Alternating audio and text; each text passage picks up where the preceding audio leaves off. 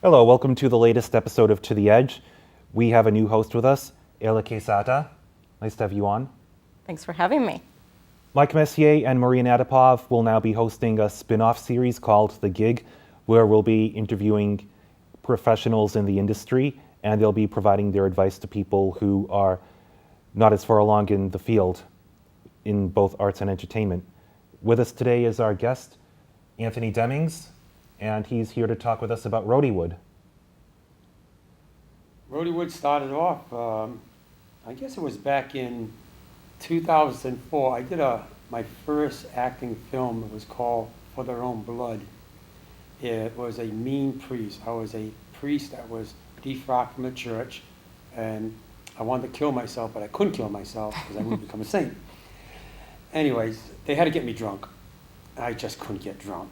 So we did it, and I did a few episodes after I got the bug to be into the film industry, and it was just wonderful. I just loved it. Well, his name was Chris Fader, and I have to thank him for helping me out. He's now I think he's an internet commercial director for Hollywood Internets. So he's all pretty well. What can you, go ahead. What year was this? That was in 2004. Then after, the parts I got was either I was a passionate man, or the parts I would get is I'm going to rip your face off. It was nothing in between. It just, the genre, maybe because of the lack of my hair, no pun intended, but that's what it did. And that didn't stop Rhodywood yet, though. Okay. It got me excited into the industry. So you were always playing either the bad guy or the good guy? I was bad guy, good guy. You someday For Their Own Blood under my name. It's all over YouTube. It just doesn't go away. It's like a bad habit. It's just there. Did you have more fun as the bad guy? I did. I had a lot of fun as the bad guy. I dug my own grave, and they were telling me, "Well, we're going to show you how to dig your own grave." I says, "You don't have to. I was a landscaper for years. I know how to hold a shovel," and that I did. So it was fun on that end, and then other things evolved. What can you tell us about Rhodywood in general? Well, Rhodywood started in 2007. I was operating my coffee house, the Brooklyn Coffee Tea House in Providence, as a regular coffee house, and one day a woman walked in, an elderly. She came in, and I thought there was something different about her. She come up to me and said, "Anthony." Well, nobody's called me Anthony in many years. They did. And then she reached over, she was about 80 years old, she reached over the counter and touched my ear. And she says, "How would you like to go home?" And I laughed at her. I said, "I am home, I live upstairs." Well, she says, "No, I'm going to bring you back to where your life began. I got letters from your mother from 1946. Well, I was raised in an orphanage from 1946 to 52. When I read those letters, I lost it, completely lost it. And I said, you know, there's more people than I. Life has to be told. And it was nice to know about my life and my parents, but what I really miss is my little brothers that were in the orphanage that I couldn't get to see, and I still can't to this day, if that would enlighten it. Well, what that allowed me to do, I says, I'm going to do something different. I'm going to do a story about my life. So were these letters addressed to you from your mother? No, what they or? were in 1946 to 52, my mother had me out of wedlock during the war, and my mother was so embarrassing. They didn't have social services in place at that time. It was taboo being pregnant out of wedlock. So quietly, she, through the state of Rhode Island, through the Catholic Orphanage Society, they made arrangements for her to go into one of the Massachusetts hospitals. But she had to go there 3 months ahead of time to earn her keep. They work you first, then you have the child, and then she gave me up to the orphanage. I was 6 days old. Wow. And I remember everything about the orphanage. We'll talk about that later, but I did a film called Children of the Asylum. And why did I call it Asylum? People get nervous. Asylum means crazy, but asylum doesn't mean crazy. It means protection. Foreign dignitaries seek asylum. And hence I call it Children's Asylum for another reason, because my orphanage was called St. Vincent de Paul, Home for the Infant Asylum. Wow. So you mentioned your brothers as well? When I say brothers, they're my brothers. We were in the orphanage. We had like 6 people to a room, 6 children to a room. So Yeah. they were lined up all the beds, and they were like my brother. That's what I meant by that. Okay. But now, after I did the film, I said, there's something going on with there's something going on. The film industry. Many people are doing films. Many independent filmmakers. They're making films, making films, but they're not getting no traction. There's no brand name, and what I mean by brand name is 100 years ago, Paramount Studio and all the studios knew 100 years ago that they have to work together somehow. You can be independent, but you have to come under an umbrella. And the umbrella they used was Hollywood. It was called Hollywood Land, but they took the land off and it made it Hollywood. So what it is, it's a marketing skill. What you do is you brand it. Nobody knows PKQ Production Studio, but if they said Hollywood introduces PK Studios on a great movie, now all of a sudden the access goes up, and people listen. So I decided to come out with a name. I said, well, what can I use? Independent filmmakers, there's a lot of them. And what I did on the independent filmmakers, I said, okay, they're roadies. Most everybody's a roadie. An independent filmmaker, you are a roadie. You don't have the fortune of a Hollywood studio where everybody's unionized. You have to do a lot of your work. So I said, let me put wood in there. So hence I formed a company called Hollywood. But it wasn't long after when I did Hollywood, I locked in all the web pages, Rhodywood.com, .net, that I got a call from Brooklyn, New York. They wanted to buy the name. Wow. And I've been offered $10,000 for the name. I won't take it. So I U.S. copyrighted, patented the name. It took about a year to get the patent, U.S. Patent rights and regulatory rights on it. Hence, Rhodywood. Now, we've talked at length about Rhodywood off camera and before, and you have a specific long-term vision for Rhodywood. What can you tell us about that? Well, Rhodywood was created because, again, all the independent filmmakers are making independent films. And for as good as some of the independent films are, prices of cameras and equipment are going down, which is creating a lot of shingles to be hanged out. And what I mean by that is there are a lot of bad independent films. And what I'm trying to do is with Rhodywood, it sounds cute, it's Rhode Island, but it's not going to be Rhode Island, it's going to be in every state of the union.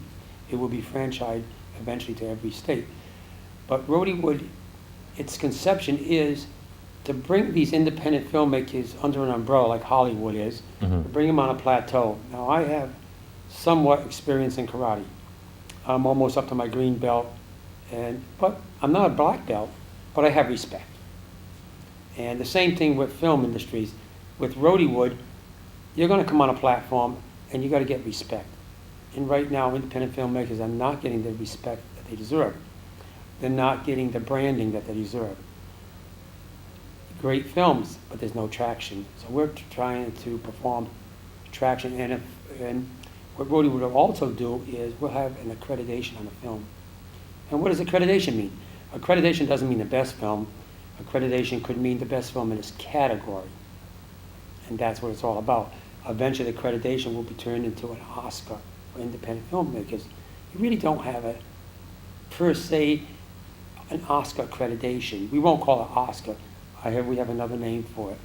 But it comes all the way from high school students, college students, all the way up to Gambit. You mentioned that somebody was interested in buying the name from you. Why were they interested in buying that specific name? Because when you have a studio like, let's even say, I'll use my name, Anthony Deming Studio, well, people are not going to recognize that. But if they hear the icon like Hollywood, and it looks like, we've got the pin over here, it's kind of a gauge on it. And when they hear Hollywood or Rhodywood, what it is, it brands the product, it brands the studio. Okay, it's a film. Okay, we know something's going on over here.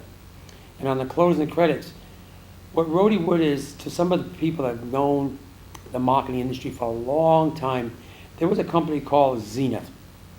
And the cliche on Zenith's advertisement was the quality goes in before the name goes on. Well, what we're going to be doing with Rhodywood is almost the same. The quality goes in before the real goes on, meaning R-E-E-L.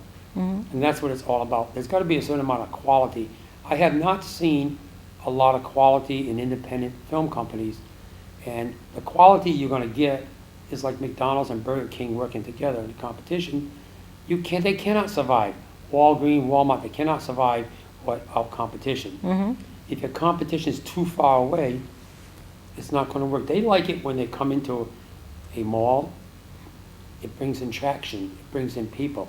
And that's what it's all about. And the same with the internet. Even though the internet is very, very large, you want to have a sense of the internet's like a highway. You want to get them off that highway. And once you get them off that highway, you don't want to go into a mall where there's just one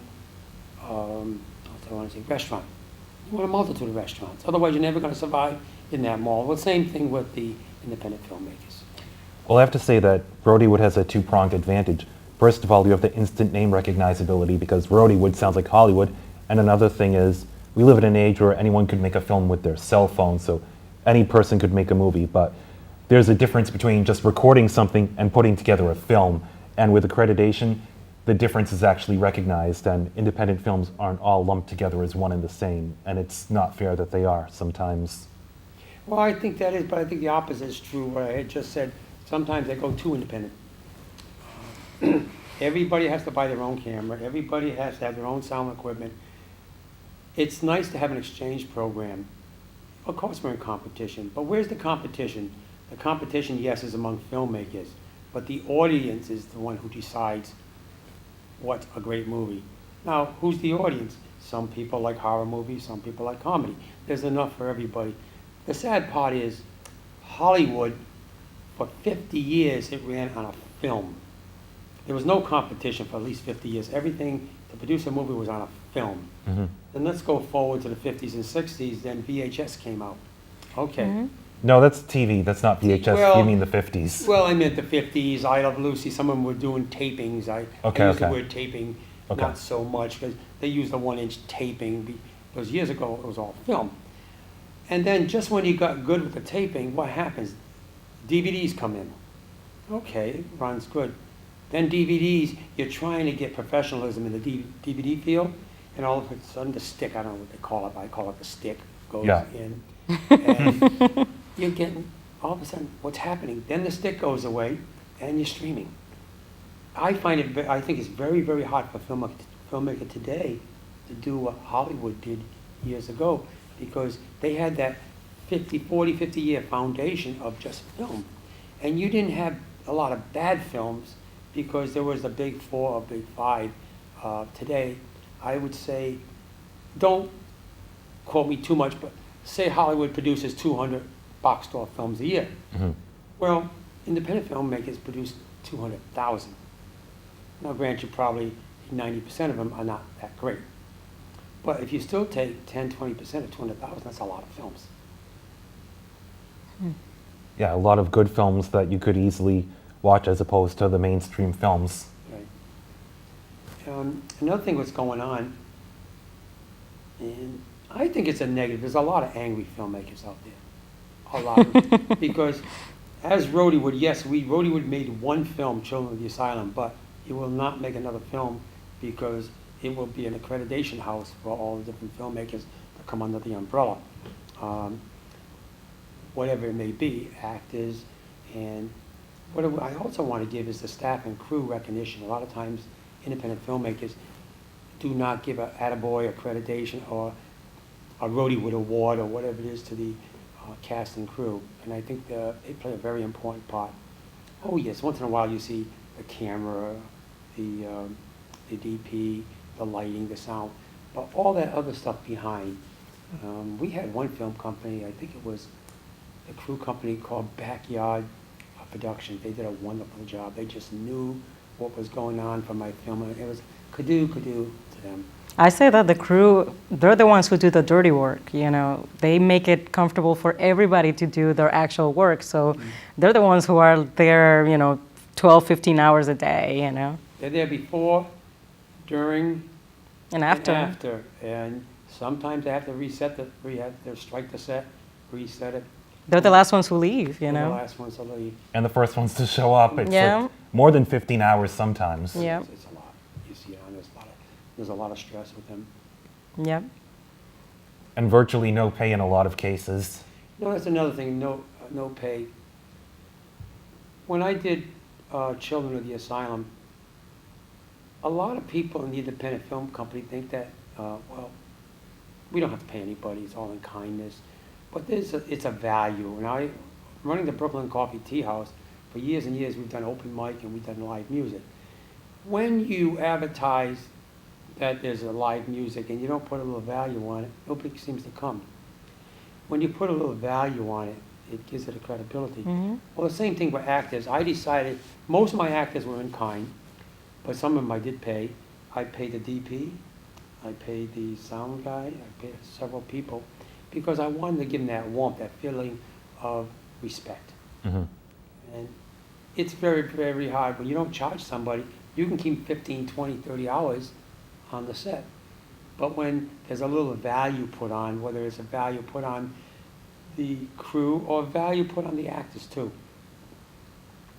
that's what it's all about. You got to put some value. And that's true, because if you're offering, even if it were just a stipend, you know, if you hold a casting call, you might get better actors coming to your audition if, you know, if the offer is that you're paying, even if it's a stipend, you're paying something. So you might get people that they would not be willing to do it unless they get paid something, you know. That's true. So you might even get better actors, you know, because you're offering something. I'm sorry, but what's considered better actors? I've been on, the Brooklyn has done a lot of casting calls, acting classes. What's considered a good actor? You know, when you advertise on the internet, you're looking for somebody, eyes are blue, 5'2", how do you do? And someone comes in, eyes are brown, 5'10", how do you do? Well, you got to read the genre, you know. And too often people, and I found in Hollywood you had to have the best headshot. You had to look really nice.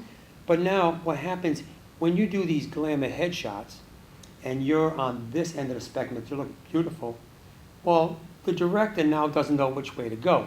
If he or she wants to make you look a little bit more not so good or real good, they got to know where to go. There's no imagination. So I try to tell people, go kind of on the middle of the line, read the genre. If it's an Easter bonnet you have to wear, or if you're a sailor, you got to wear something. Okay, do it, but don't overdo it, and especially, please, the glamour shots. You know, years ago they didn't have the glamour shots as today, but they called it airbrushing, the same thing. Yeah, they call it retouching, you know. It's getting like rid of acne and stuff like that, you know. Like I remember I got some photos done last year, and I bumped my head, and I had this like huge bruise here, Ouch. and my shoot was the next day. And how did So you tackle the photographer was like, "Don't worry, because I'll retouch the bruise," you know. So I don't carry that bruise with me all the time, so it was good that he could like get rid of it, you know. Well, it's like a person, if they're in the they're in 60s and they're trying for a pot for the 40s, let's get over it. It's not going to happen. So a lot of people that come down by because they want that exposure. Well, the exposure, and we're going, wait a minute. You know, if you got a big nose like Jimmy Durante, a lot of people in this audience probably don't know who he is. He had a big nose. He used it. He used it to his advantage. Like a character? Like a character. If you are a muscular person, or you look like you're gonna rip somebody's face off like me sometimes, use it. If they want me to be a businessman sometimes in a suit and it's not working for me, well, don't. You know, there are limitations. The camera lies, but the camera knows. It's what you don't say sometimes. You can get a person that walks in the room, doesn't have to look beautiful or handsome. When they walk in the room, they've arrived. You know they have arrived without saying one word. And that's what it's all about. The demeanor of a person, your comfort zone. Now, earlier you've mentioned the Brooklyn coffee shop, and I'd like to delve into that a little bit. That's where Rhodywood is primarily based out of right now, and can you tell us about that place? The Brooklyn Coffee Tea House was incubated in 1999, It started off as an art studio. I'm an artist. I'm a pen and ink artist. Well, that went for about 2 months, and I was going through 8 pounds of coffee a week free. I said, there's something wrong with this picture. And I decided to open, I said, well, let me open up a real coffee house, and I did. The coffee house ran until 2006. And I think what stopped the Brooklyn from running as a full-time coffee house was the advent of laptop computers. Nobody was socializing anymore. They're on their computers all day. They don't talk to anybody, and I got tired of babysitting laptops in the Brooklyn. So I said, what can we do to the Brooklyn Coffee Tea House and make it more social? I'm talking about live social, not social media. Right. And I said, well, we're going to close the coffee house. So that night, I gave each one of my staff $150, and it says, we're closed. The next morning, I opened up as an event space that is as music and art, and never looked back. And that's where Rhodywood started coming out, but it really came out with Children of the Asylum. Now, every month there's a film critique night on the first Thursday of the month, and I've been to a few of those, and they're really great because you get to see a ton of independent films, and we get to review them, discuss them, rate them. And I did a music video recently, and that got critiqued, and that was a good experience because I enjoyed all the feedback. And what can you tell us about the critique night? Well, the critique night is a lot of people make their films, and I try to tell them, don't bring in your 15, 20-minute films smooth out, in other words, all edited. You can give us a semi-rough, because what happens if the film is all smooth out on the critique night, it's going to go in one ear and out the other. Your comments, they're not going to take it. They've already paid the editor a lot of money. It looks great. So I try to say, bring it in a little bit rough. And what it does is they get up, they talk about how great they are. Each filmmaker gets up on a hot seat in front of the screen. They sit down and we watch their film, and immediately we get the filmmaker back on, because what makes it very hard, if you see 3 or 4 films and then you get the filmmaker, they don't know what the genre is. So after each screening, we have them up. And I try to tell them, it's really great to have the camera guy and your tech people talk about the lighting and all. Well, where is your film going? Your filmmakers are your competition. It's your audience. It's the average person out there will look up, raise their hand, and say, I don't get it. Well, if they don't get it, no matter how stupid it sounds, if they don't get it, they're not going to buy your film. And in closing on that, a filmmaker, I always say, is in a pond. They're splashing in a pond. They don't see what's going on. They don't see those ripples on the shore. And what the Rhodywood Critique Night is, it allows people to see those ripples and try to smooth out those ripples and help you out. If you only take 15% of what's going on as on the critique, that's good. There are 2 other things I want to bring up about the Brooklyn Coffee Shop. We've also had films that have been recorded there. One that I was involved with Rochelle Cook was Monet's Room. Yes. And also Mike Messier, our former co-host, he does the weekly Actors Workshop, I believe. It's called the Core Actors Workshop. What the core actor does with Mike, when you first come into a class, you say, I don't know. But Mike has a unique about him. He wants you to start acting in the core. A lot of people, actors, want to be on camera. And what I had said earlier, you don't have to be on camera. If you walk in a room and you're sure of yourself, it's called core acting. When you know about your acting, your core, all that prettiness, the face and the backdrop is secondary. Because what had happened, I'll tell you what, a good story about secondary. When Children of the Asylum was taped or was filmed, it filmed, 99% of it was filmed in the coffee house. And I would say 30% of the people that saw that film, they said it's a great film. Where was it taken? They didn't notice the background. And why did they not notice the backdrop? Because it was good acting, and there was good writing skills. It really brought it together. If you got a good film, a good genre, don't worry about the background. That's Yeah. a great observation. Excuse me. I agree. Now, one of the things on the films when I critique, I hate when, I shouldn't use the word hate. I see a film, you can really accept video being off or a little grainy. Sometimes they actually do it on purpose. They'll put a graininess to it. Because everybody today can make a clear film like digital camera look beautiful. But sometimes if you want it grainy, it opens up the imagination. Now, I'm an artist. I could draw a perfect window. And it's a window. But when I draw that window obscured a little bit, well, maybe somebody says there's something in that window. You create the imagination. You can let that go. What you can't let go is the sound. If the sound is bad, it's bad. And I always say it like this. Somebody's talking and they say, oh, this is that, that is this, and you hear the shh, hash. And all of a sudden the other person on the other side of the table is talking, shh, it's even more. Right. You got to have consistency. If somebody's volume is low and a female a lot of times talks low, well, I think you better gauge on her. I'm not saying her all the time, the men are also soft-spoken. No, I've done sound mixing before, so You know what I'm yeah. saying. But you cannot have bad sound. Yeah, people don't realize sometimes that sound, lighting, all those things are such important elements to filmmaking. Like even the lighting, you know, if everything's dark, you know, if you have shadows on the faces, that's so distracting. It is unless you're doing a deep, dark movie. I like that. Well, yeah. Remember what I said? It's what you don't see. Yeah. And there was a film, and I can't think of the name of it offhand. It was something to do with, Japanese, the geisha.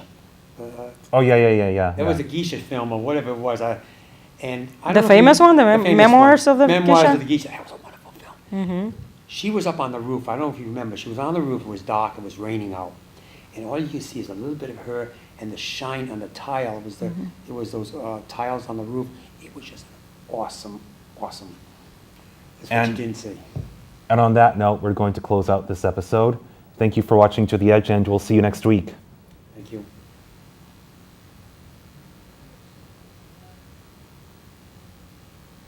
I didn't realize it was half hour. I could Yeah, go time on. flies. Yeah, that was so fast. Yeah. When conversations are interesting.